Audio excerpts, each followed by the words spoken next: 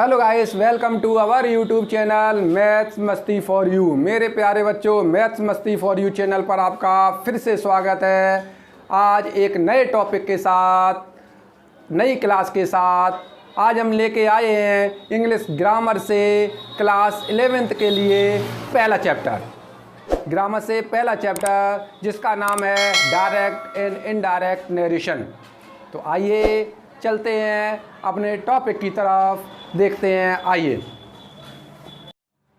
Direct and indirect narration. Narration direct तो आप जानते ही हैं, सीधे सीधे। इनडायरेक्ट अप्रत्यक्ष। नरेशन, नरेशन क्या होता है? आपके मन में ये क्वेश्चन जरूर उठता होगा कि सर बार बार नरेशन बोल रही है। नरेशन मीन्स होता है स्पीच, कथन, संवाद, जिसको बोलते हैं संवाद, कथन, उसको बोलते हैं नरेशन। आइए देखते हैं डायरेक्ट स्पीच। डायरेक्ट स्पीच क्या होती है? जब कोई व्यक्ति, कोई भी वक्ता अपने सेंटेंस को सीधे ज्यों का त्यों किसी से कहता है, उसे हम डायरेक्ट स्पीच कहते हैं। अब इनडायरेक्ट स्पीच क्या होती है? वक्ता द्वारा कहे जाने वाले वाक्य को, कोई स्पीकर है, वाक्य कह रहा है, कोई सेंटेंस कह रहा है, उसको वो ना कह के किसी दूसरे माध्यम से कहना, उसको अपने शब्दों में कहना डायरेक्ट स्पीच कहलाता है। आइए देखते हैं, क्योंकि बहुत सारे टीचर हैं, आप डायरेक्ट इनडायरेक्ट नरेशन तो कर रहे हो और जब गांव में पहुंचते हो तो कोई पूछ लेता है, आपको अच्छी तरह मालूम है डायरेक्ट इनडायरेक्ट नरेशन क्या होते हैं, लेकिन जब कोई पूछता है तो आप उसका जवाब नहीं दे पाते हो कि डायरेक्ट स्पीच क्या होती है, इनडायरेक्ट स्पीच क्या होती है। तो आइए मैं पिक्चर के माध्यम से भी आपको समझाता हूँ कि इनडायरेक्ट और डायरेक्ट स्पीच में कैसे पता चलेंगे। सपोज यहाँ पर हम किसी को, किसी भी वक्ता को बना देते हैं, ये जो है इसने कोई भी सेंटेंस कहा किसी से भी, जैसे मान के चलो आपका फ्रेंड है, ये जो स्पीच कोई भी सेंटेंस कहता है तो वो अपना सीधा सीधा उससे कहता है, उसको हम डायरेक्ट स्पीच कहते हैं। अब इनडायरेक्ट स्पीच क्या होती है? सपोज मान के चलो कि आपको कोई भी सेंटेंस अपने दोस्त के पास पहुंचाना है, तो आप खुद ना सीधे कह के किसी थर्ड पर्सन के द्वारा आप वही सेंटेंस को कहलवाते हो, तो और ये जाके उस तीसरे पर्सन से कहता है जाके कि उन्होंने कोई भी सेंटेंस कहा हुआ था। तो ये जो होता है थर्ड पर्सन के द्वारा कहा जाने वाला वाक्य सीधे सीधे ना कह के किसी तीसरे माध्यम से उस व्यक्ति तक पहुंचता है, उसे हम इनडायरेक्ट स्पीच कहते हैं। अब इसकी रचना कैसे होती है, इसके पार्ट्स क्या होते हैं, वो आप देख लीजिए। Parts of direct speech. Direct speech के दो पार्ट्स होते हैं। नंबर जो पहला पार्ट्स आता है वो रिपोर्टिंग वर्ब वाला क्लॉज कहलाता है, और दूसरा वाला जो पार्ट होता है उसे हम रिपोर्टेड स्पीच वाला क्लॉज कहते हैं। क्लॉज का मतलब होता है उपवाक्य। दो उपवाक्यों से मिलकर एक डायरेक्ट सेंटेंस का निर्माण होता है। इसमें उपवाक्यों में क्या होता है? सब्जेक्ट, वर्ब, ऑब्जेक्ट, और इधर रिपोर्टेड स्पीच में भी सब्जेक्ट, वर्ब, ऑब्जेक्ट। अब इसका एग्जाम्पल देखते हैं। ही सेड टू मी।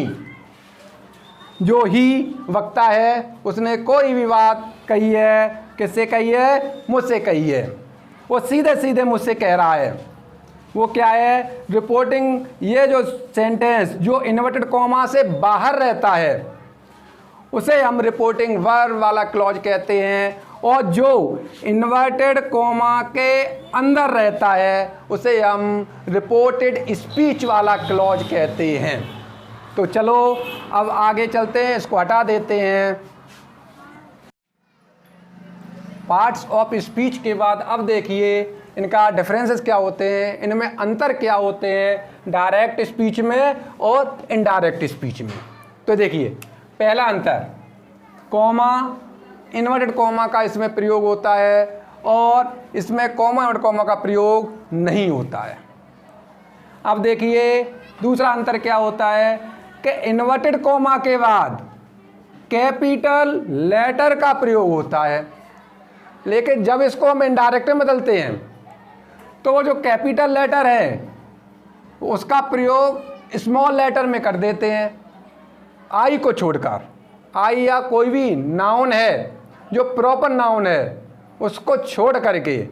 यहाँ पर बच्चों ध्यान रखना कि कॉमा कॉमा के स्थान पर कुछ लगा देंगे, कॉमा कॉमा हट जाएगा, वहाँ पर कंजक्शन हो जाएगा और कंजक्शन के बाद हमेशा स्मॉल लेटर का प्रयोग किया जाता है।